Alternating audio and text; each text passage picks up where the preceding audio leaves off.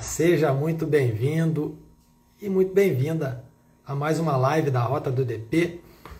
Nós estamos com aquela série que já é conhecida por muitos aqui.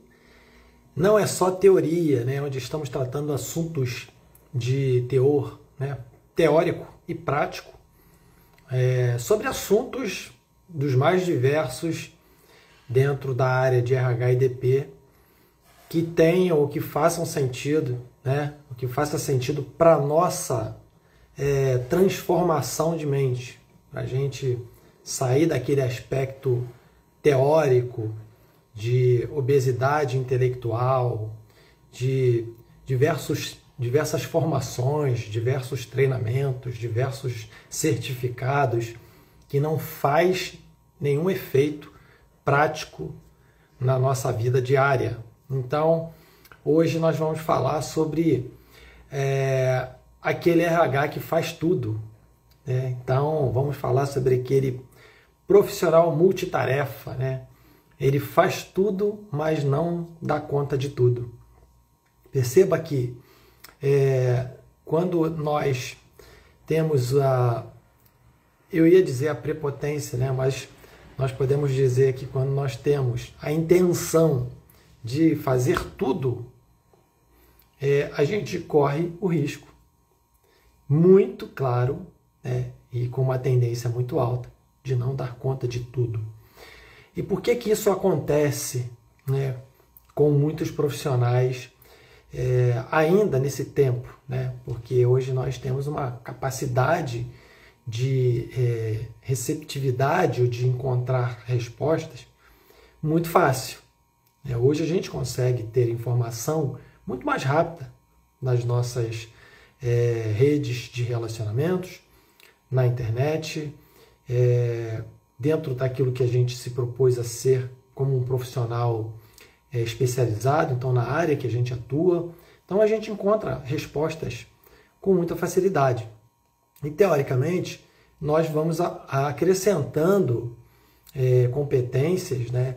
E nós vamos nos desafiando em toda essa competência que a gente tem a fazer cada vez mais, né?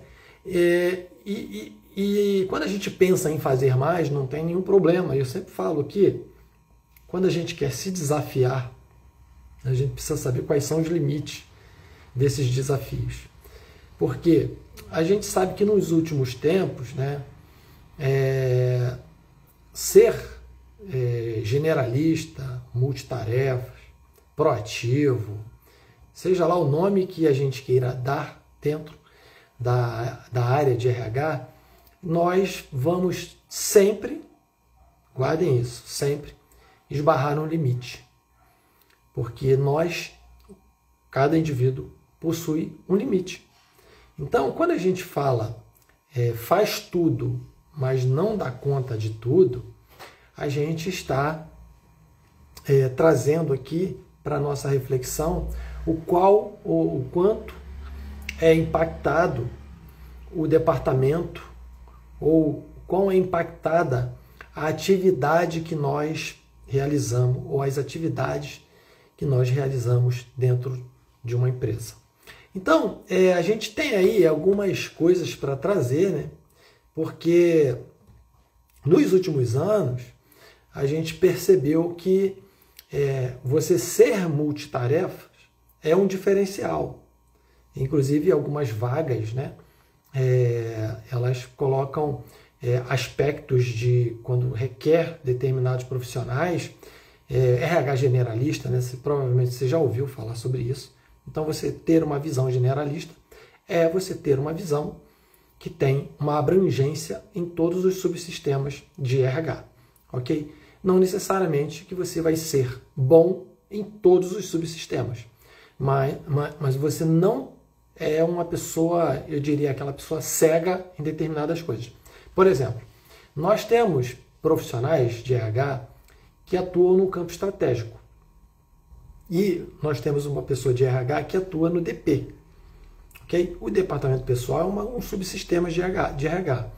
Então, quando você pega um RH generalista, ele é um RH que vai conhecer aspectos de recrutamento e seleção, de desenvolvimento de pessoas, de cargos e salários, de remuneração, e ele vai conhecer também as atividades e rotinas de departamento pessoal.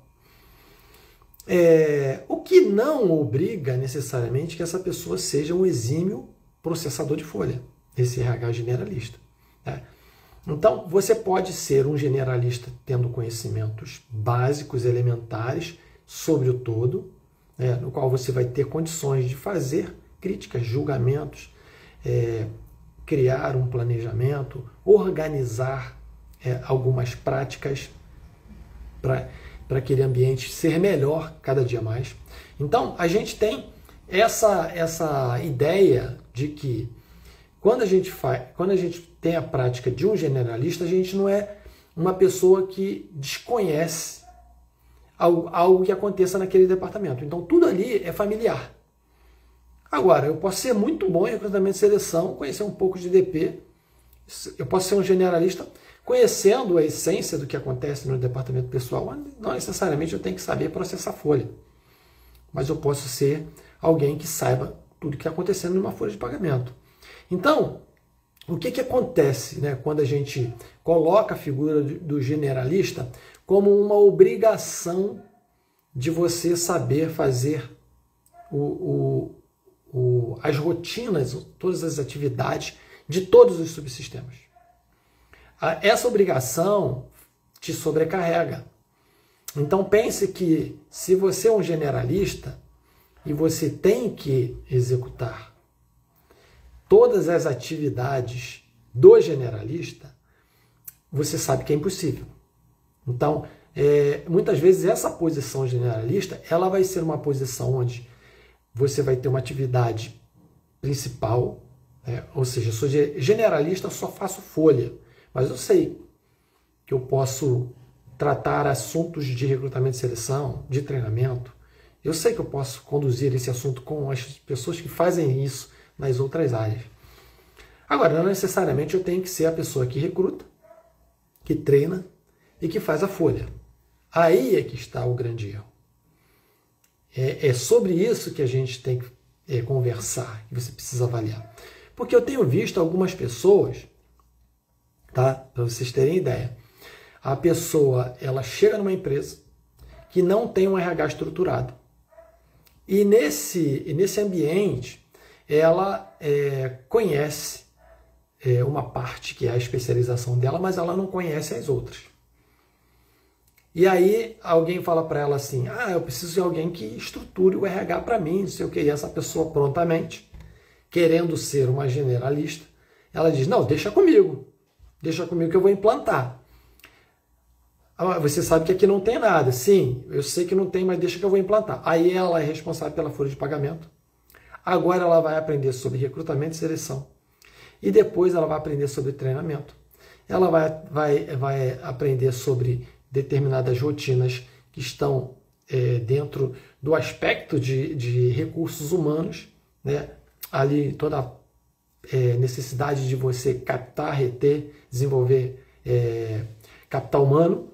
E ela tem uma rotina extremamente exaustiva de folha de pagamento. Se você parar para pensar hoje, você consegue imaginar que essa pessoa vai dar conta de estruturar um RH, tendo uma rotina exaustiva dentro da área de folha de pagamento? Com toda sinceridade, não. Certamente que não. Essa pessoa não vai dar conta. E aí o que acontece com muitos profissionais ao longo dessa rota? Que eles escolhem essa rota e acham que estão caminhando para ser uma pessoa proativa, para ser uma pessoa reconhecida dentro da empresa. Só que é importante você delimitar a sua participação. Então, olha, eu cheguei, eu estou aqui, não tem RH estruturado, eu posso contribuir? Posso. Posso contribuir? Posso. Como é que eu posso contribuir? Gente, vocês sabem que eu tenho uma responsabilidade de fazer a folha de pagamento, que é a minha responsabilidade principal. Ok? Vamos pegar esse exemplo. Eu preciso entender, preciso criar políticas dentro da empresa, que a empresa não tem política nenhuma, eu preciso criar padrões, documentação, eu não tenho nada disso. Ok, você sabe que eu vou priorizar a folha e, quando possível, eu vou colocar a minha mão nessa atividade. Ah, não seria melhor, então, a gente contratar uma consultoria? Ah, é uma ótima ideia. É possível isso? A empresa pode pagar? Pode. Então vamos escolher uma consultoria para essa consultoria fazer isso. E você vai fazer o quê? Você vai acompanhar o desenvolvimento desse trabalho pela consultoria, mas não fazendo, não pondo a mão, não executando, porque isso vai concorrer com a sua atividade. E aí o que acontece? A pessoa começa a fazer um monte de coisas novas para querer mostrar serviço.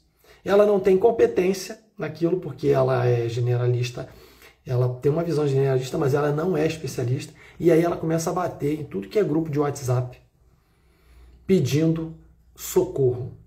Gente, eu preciso criar um plano de treinamento, como é que eu faço? Aí alguém lá joga uma ideia, ela pega aquilo e vai tentar colocar em prática. Ah, gente, como é que vocês fazem recrutamento e seleção na empresa de vocês? Aí alguém vai falar alguma coisa no grupo de WhatsApp e ela vai pegar aquilo e vai colocar lá na empresa dela. Então ela vai viver com essa construção de um RH Frankenstein, todo remendado.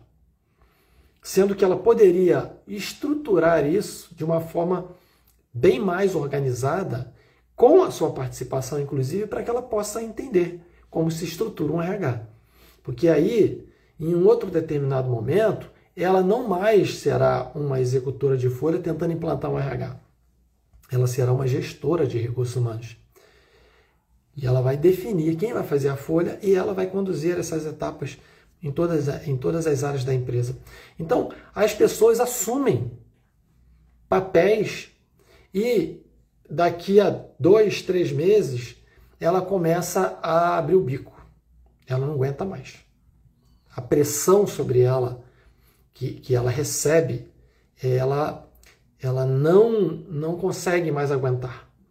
Então, esse é um item que gera, que tem gerado, inclusive, alguns problemas emocionais, ok?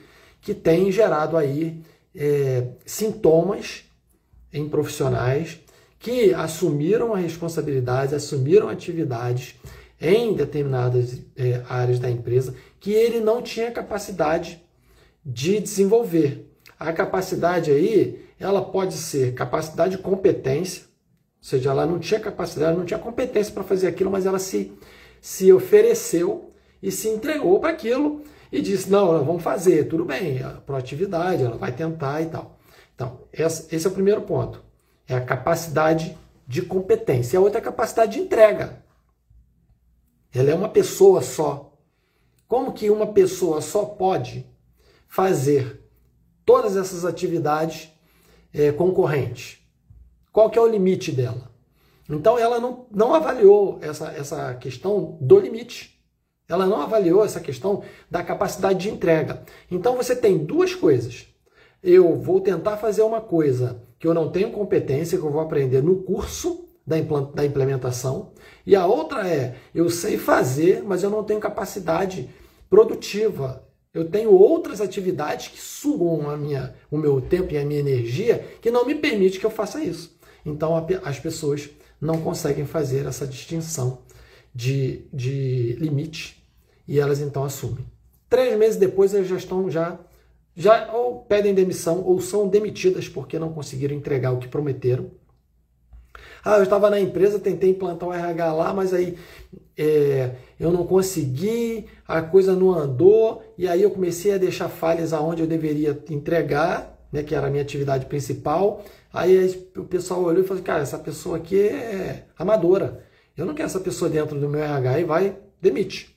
E aí a pessoa que poderia estar fazendo dela bem feito, que assumiu uma responsabilidade, não trouxe a alta gestão para compreender que ela tem limite, que ela tem uma capacidade de entrega que vai bater no teto, que determinadas áreas que ela vai implementar, ela não tem competência para aquilo, que ela precisa ir para um treinamento, e a empresa tem que pagar esse treinamento para a empresa estar engajada na implementação daquilo que vai ser trazido como novidade dentro da empresa. Então, gente, é um conjunto de coisas.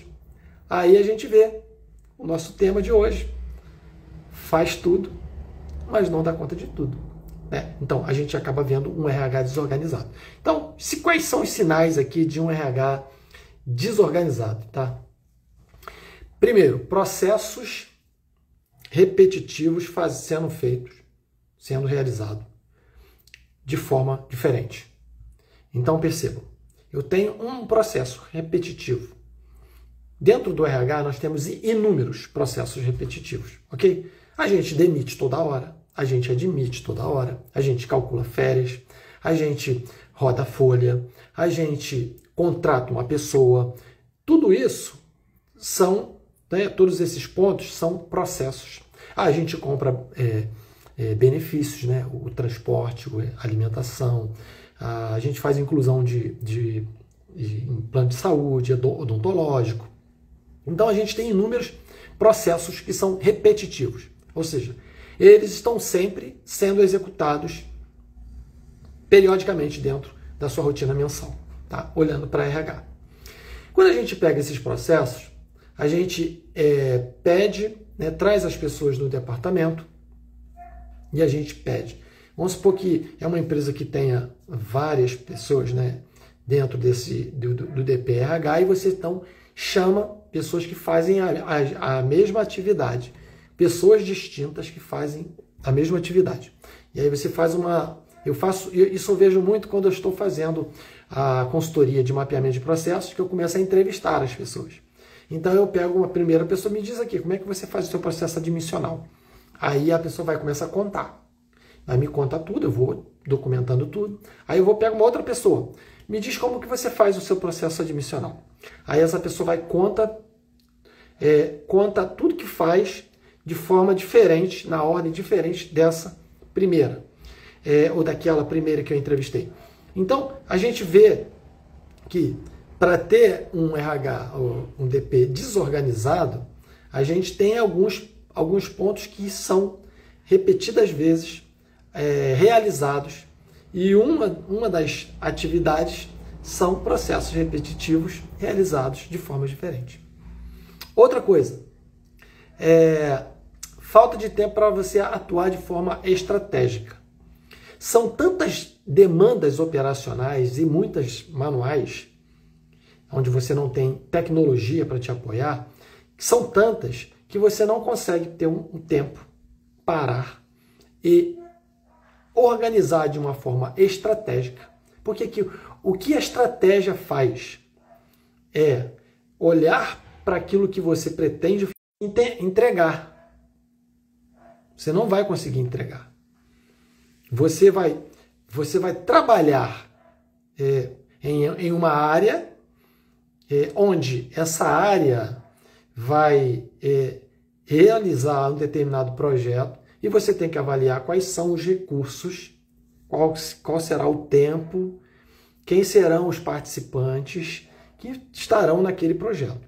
Então, quando você olha para o seu departamento, você vai atuar de forma estratégica, você tem que olhar quais são os recursos tecnológicos que você tem, quais são as competências que você tem ali dentro, quais são os usuários que estarão dentro dessas atividades, realizando essas atividades. Então, em quanto tempo você precisa realizar essas atividades? Então, quando você olha para um RH que não tem estratégia, você não tem um cronograma estruturado, você não tem uma relação de comunicação entre as áreas organizada. Então, você vai se deparar com uma série de questões onde, diante desses assuntos, você vai ter problemas. Por quê? Porque você está sempre sendo reativo às atividades. As atividades nunca estarão sendo realizadas de forma planejada. Então, a estratégia define o método que você vai executar cada tarefa. Então, se você não tem estratégia, você vai ser sempre reativa e vai executar sempre contra uma solicitação e nunca com uma programação, com uma antecedência, com uma organização, com um planejamento prévio. Ok? Outra coisa, as informações são espalhadas. Ok? Você tem informações em planilha, informações no e-mail, informação no WhatsApp. Você não tem nada centralizado, você não tem nada com formato, com modelo de entrega. Então, quando você tem informações espalhadas, para você reunir isso tudo, tem alguns aspectos que você tem que fazer a reunião de todas essas informações ao longo da sua execução. Você precisa fazer a reunião disso tudo. Então você pega um pouco de informação, vai lançar folha, por exemplo. Você recebe planilha de comissão de um lado, você recebe o ponto de outro, você recebe atestado de outro, você recebe, enfim, por e-mail, você recebe informações de diversas formas. Esse modelo de organização de dados para você processar uma folha, por exemplo, é algo que é fundamental na sua rotina. Se você não tem organização nisso, você vai sofrer. Outra coisa, desconfiança na liderança. Gente, quando o RH falha, quando o RH cai no descrédito, acabou. Você vai ter dificuldade sempre de recuperar essa imagem. Se você trabalha no RH e trabalha no DP e você caiu no descrédito, você, consequentemente, vai ter dificuldade de recuperar a sua imagem. Porque chega um determinado momento, porque o descrédito não acontece no primeiro erro. O descrédito acontece nas repetidas vezes que você expõe o seu departamento e expõe a sua imagem. Então, você erra frequentemente. Você não acompanha os prazos periodicamente. Você não se relaciona com as áreas de forma preventiva, de forma a trazer consciência do impacto que elas têm no teu departamento. Então, aí, gente, quando o RH cai no descrédito, esquece, porque você não vai ter, ok? Você não vai ter condições de recuperar. Isso é muito perigoso. Quando a gente entra por um caminho de um RH desorganizado, aí o problema toma conta de tudo, né? Generaliza tudo ali, e aí não adianta você ter uma pessoa boa, porque o resto vai estar tudo consumido por processos mal definidos, né? E ali você não vai ter como dar continuidade em todas as suas execuções. Outra coisa, você vai ver que o RH é desorganizado quando a equipe está cansada ou adoecida. Por quê, Alex? Quando uma equipe está cansada e adoecida,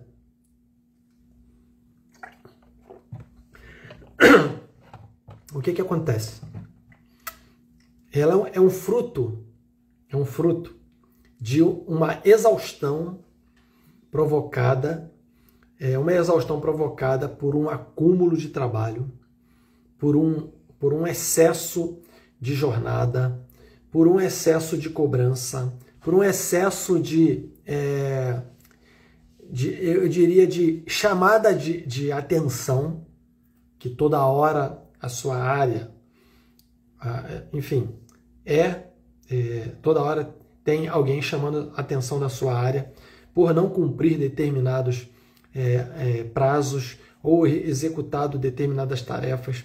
Então, vai juntando isso tudo e aí você não consegue mais ter um horário para sair, você não consegue mais sair no seu horário normal, o seu expediente vai ser exaustivo, então você vai ter que prolongar. Quando você chega em casa, você já não tem paciência nem tempo para fazer tem gente que mora sozinho, quem tem família, para fazer uma refeição decente. Durante o dia você já não come corretamente, você já não se alimenta corretamente, vive de café e água e de comidas que não são saudáveis, ok? Ninguém para no meio do dia para comer alguma coisa e come uma salada, vai comer um biscoito recheado, vai comer um salgado cheio de farinha, vai ter alguma coisa que não vai te ajudar. Então você vai juntando isso depois do expediente, você também não tem essa possibilidade de ter uma alimentação saudável, ter um tempo para você, de fazer um exercício, de se desenvolver mais. Então você entra por um caminho de exaustão e, consequentemente, a sua mente, a mente da pessoa, em algum momento vai adoecer. Então, esses são os pontos principais, né? A raiz do problema disso é a falta de processo, porque você tem uma parte que é comportamental. Ou seja, você tem algo que você precisa ter postura em se posicionar em determinadas situações dentro da empresa. A outra é a falta de processo. Como é feito? Então, primeiro eu preciso avaliar o meu departamento, o quanto que eu estou participante, eu sou participante da desordem que existe ali, e eu preciso mudar isso na minha mente. Preciso vir mindset, mudança de postura, de pensamento, de percepção das coisas. Quando você faz isso, você já não aceita mais. Você já olha para o seu departamento, já não aceita mais aquilo daquele jeito. Primeiro ponto. Segundo ponto, organizar. E aí você vai precisar de quê? Conhecer sobre gestão de processos. E aí é nesse momento que a gente tem falado aqui, né? Porque processo não é uma burocracia. Processo é uma libertação. Processo você define limite para as pessoas não entrarem mais na tua área de qualquer maneira, na hora que elas quiserem. Não enviar as informações do jeito que elas querem, no tempo que elas quiserem. Processo, você vai dizer para ela, eu quero desse jeito, nessa data, nesse formato, com essas informações. E aí é isso que tem que acontecer. Por quê? Porque é a sua área. Na área do outro, quem define é o outro. Na sua, quem define é você. Então você não pode aceitar que as informações cheguem conforme o outro acha que tem que mandar. Quando o outro acha que deve mandar. Ok? Então, pense bem nisso, tá? Pense bem nisso. Agora, quando você pega, né, e olha o custo invisível dessa ausência de processos, porque as empresas que não têm processo, e muitas vezes as empresas acham caro fazer gestão de processo dentro da empresa, ela não sabe o custo o custo invisível dessa desorganização. Aqui nós temos, na Rota do DP, a gente tem um trabalho de consultoria de gestão de processos para a empresa, então a gente pode fazer esse trabalho na empresa, e a gente tem um treinamento para pessoas. Então, se a empresa não quer usar uma consultoria especializada para fazer isso, e o usuário acha que ele vai dar conta de fazer, nós treinamos o usuário para o usuário fazer. Então, existem duas formas. O treinamento, que é o usuário que vai ser, ele que vai pagar, em alguns casos as empresas pagam, mas o RH vai treinar e ele vai executar. Se ele conseguir fazer isso junto com as suas atividades principais, ok, lembra que eu falei no início, tem que ter a avaliação de teto de capacidade, o quanto que você pode entregar, o quanto que você pode contribuir.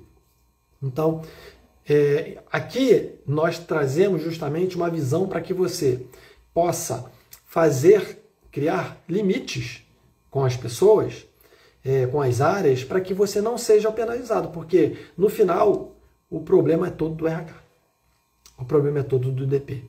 Então, qual é o custo dessa desorganização? Horas extras constantes.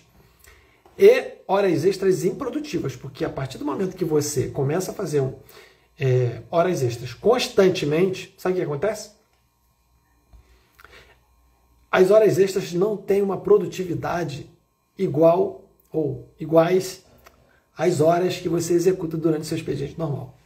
Porque você já está cansado, você já está esgotado, você já não aguenta mais. Você está ali, tem um erro ali na folha, você não consegue enxergar porque você não consegue estar inteiro mais ali, porque as suas emoções, o seu corpo, o seu físico, o seu emocional já não permite que você seja essa pessoa que vai encontrar esse problema, aquele erro, aquele detalhe, e vai passar, e depois esse problema vai aparecer na hora que você faz o pagamento do funcionário. Vai bater gente na tua porta reclamando porque você deixou de pagar isso, descontar aquilo, enfim, os erros que acontecem normalmente por causa de exaustão, por falta de processos. Erros padrões, né, de admissão, folha de pagamento, benefício de desligamento, que são comuns pela falta de processo. Então, há um preço a ser pago, invisível, por conta de falhas em processos admissionais, no processamento da folha, na admissão, na demissão. Você vai ver que muitas falhas que são recorrentes, elas poderiam ser resolvidas com uma documentação, uma padronização desses processos, ok? Quando a gente promove erros na área de RH, de DP, a gente cai no outro problema. É um outro item do custo invisível da desorganização, que são os passivos trabalhistas. Ok? Já falei aqui sobre os riscos, né, que as empresas correm com passivos trabalhistas decorrentes de erros, de falhas, de erros por falta de manuseio corretamente do sistema, do processamento, da execução do sistema. Então, ele processou lá, saiu o valor que saiu você mandou pagar. E isso pagou ao longo de vários anos e nunca teve problema. Quando o profissional sai, que ele vai para a justiça, percebe-se que houve um erro de pagamento de determinada verba.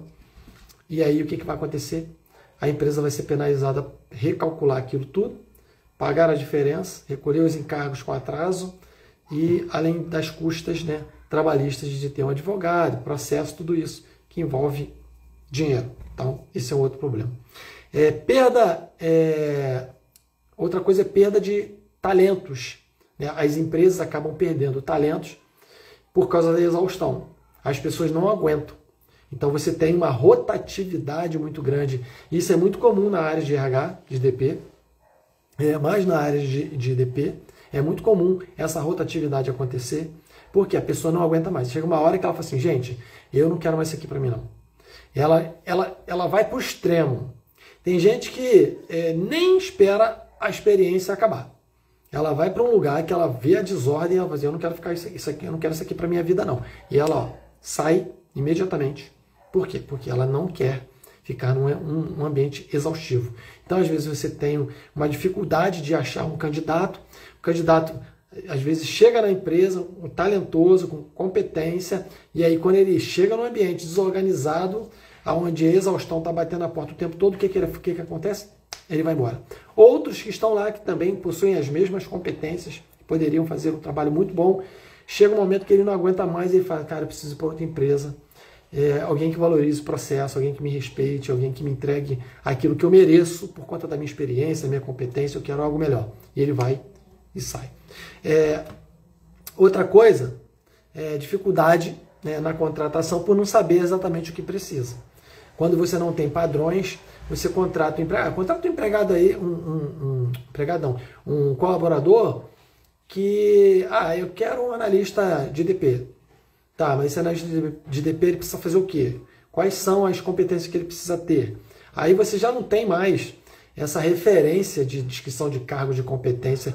A pessoa não, tem que fazer folha. Aí bota uma pessoa lá que sabe fazer folha, mas não sabe entregar aquilo que a empresa está precisando. Então começa a contratar errado. Depois, no final da experiência, percebe que esse candidato tinha que ter uma competência específica, ele não tinha, demite. Aí, sabe, junta isso tudo, é um movimento muito, muito complicado.